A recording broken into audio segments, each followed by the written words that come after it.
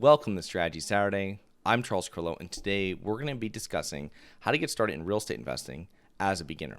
So there's hundreds, if not thousands, of seminars, training courses, books, and other programs and materials that have been produced to explain how to get started in real estate investing. And I really want to condense that information down, but I also want to put together these 7 points using information from experiences of other investors I've known and the route that they've taken to become successful. So probably one of the easiest ways of starting to invest in real estate is by buying shares of a real estate investment trust. And you can do this by easily purchasing a share or a unit of a publicly traded REIT. And during our research for this episode, we found there's 166 of them currently listed on U.S. stock exchanges. And they range from residential REITs to REITs that own industrial and commercial properties. There's REITs that own a little bit of all different types of asset classes. There's REITs that don't have any leverage and they pay for everything in cash, or they have very little leverage on properties. It compresses your returns a little bit, but it's much safer of an investment. Doing this will enable anyone to learn some of the key metrics of property investing by reading an annual report. And it's also when you're getting a vision from the institutional REIT, they're telling you an overview really of the sectors within real estate, the different property classes, and different markets. And it's a much different worded literature than you're going to get from any type of guru or anything like that. So it's great to be able to review those reports and understand them and become familiar with some of the risks and dangers as well as investing, right? Because they're going to have some properties that perform great, and they're going to have some that don't perform as well, and they're going to explain why that happened. Number 2, renting out a room or mother-in-law suite or house hacking. I started with house hacking in a triplex, a 3-family house, and if you're fortunate enough to already own a single-family home with a spare bedroom or even a furnished basement or mother-in-law suite, then you can do the next best thing to purchasing an investment property by legally becoming a landlord. Obviously, check with your city or town zoning laws or ordinances. Make sure they don't prevent you from renting out your spare room or basement or other unit in this house. Make sure it's a legal unit that you can rent out. Be aware of fair housing laws in your state. Get a proper written lease. So this allows you to dip your toe in without buying a property that was specifically for real estate investing. It's also, some people have never had anybody live inside one of their properties before. And you have this very expensive asset, and you're letting someone move in for a very nominal rate per month. And you being on site will give you a little bit more comfort because you'll know exactly what's happening at that property. Number 3, real estate investment platform.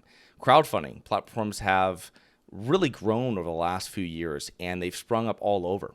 And they enable you to pool your money with other real estate investors to purchase properties in which you share capital appreciation and dividends from any rental revenue. Make sure you do your due diligence on the platform and the asset prior to investing. And a note, I've never used a crowdfunding platform to invest in real estate, but I know people that have. Number 4, residential rental properties. This can take a form of an apartment, condo, duplex, or even a single-family home. We actually discussed some of these metrics of each property type in our previous episode, but these are properties usually 1 to 4 units, so single-family homes or small multifamily properties, and you can start investing in them right away, and maybe if they're nearby to where you are, you can self-manage them as well. The type of property with the least amount of ongoing maintenance and requirements is going to be probably a condo, but make sure that if that's one of the things you're looking at, they're going to have the highest ongoing fees, HOAs, and they're going to have a lot of other considerations, and they're going to have a lot more maintenance requirements than if you had your own property, 1 to 40 unit property that you're renting out. Because usually in that situation, you're the one that's making all the decisions on what you want to do and what you don't want to do. Number 5 is wholesaling and flipping. Wholesaling is becoming a real estate investor, but it's not really what most people can consider because you're not actually buying something. Flipping is more of what someone would consider as really a first step when starting to invest in real estate, hands-on. And you've probably seen this done on HGTV, but the process of investing in an underpriced home in need of some renovations, which then completely, you try to complete these renovations as inexpensively as possible.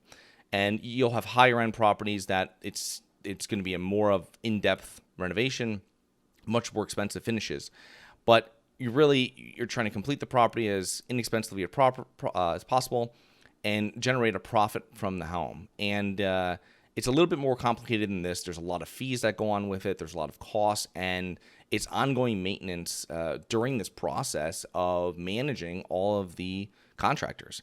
There's a big risk factor as well, not just in the price you pay for the property, as you need to be able to turn a profit on the sale over the very short term, 3 to 6 months. But regarding the estimated amount of repair costs, contractors, time needed to complete said repairs, all of this can, blow up your investment budget. My thing is, when you're investing in real estate, the longer you own a piece of property, the less risky it is. So when you're doing short-term investments like this, not saying it's bad, but it's something where you're carrying more risk. It's much safer to buy a property and to own it for many years. And that's something where it's just a much safer investment. And obviously, if you're doing that, you probably have really good fixed financing as well, which makes it even lower risk. The last thing on the flipping of the houses is rely solely on the value appreciation for return on investment instead of value appreciation and rental income. So when we buy here, we're buying for cash flow. Appreciation is just a nice bonus, but cash flow is really what you want to be doing when you're buying rental real estate. But when you're flipping properties, you don't really care about cash flow. You care only about the appreciation that the property is going to experience while they're doing the repairs.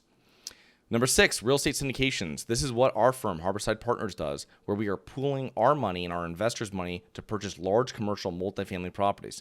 We handle finding the property, the asset management, and the work with the property managers so that everything runs smoothly for the passive investor, and the passive investor can then get usually quarterly dividends. Sometimes on certain investments, it might be monthly. Number 7 is become a real estate agent. I know this is not really investing in real estate, but it's a great way of getting started in real estate and learning usually the residential side of the business. And the information you are learning here can be utilized when purchasing rental properties. I myself am a licensed real estate agent in the state of Florida. I do not use it. I've never shown a property before. I only have it so that if someone comes to me and says, Charles, I want to buy an investment property or something like this, I will do a referral to a broker or real estate agent in the area of Florida that they're looking at, and I can legally be paid a commission. So I hope you enjoyed. Please remember to rate, review, subscribe, submit comments and potential show topics at globalinvestorspodcast.com. Look forward to 2 more episodes next week. See you then.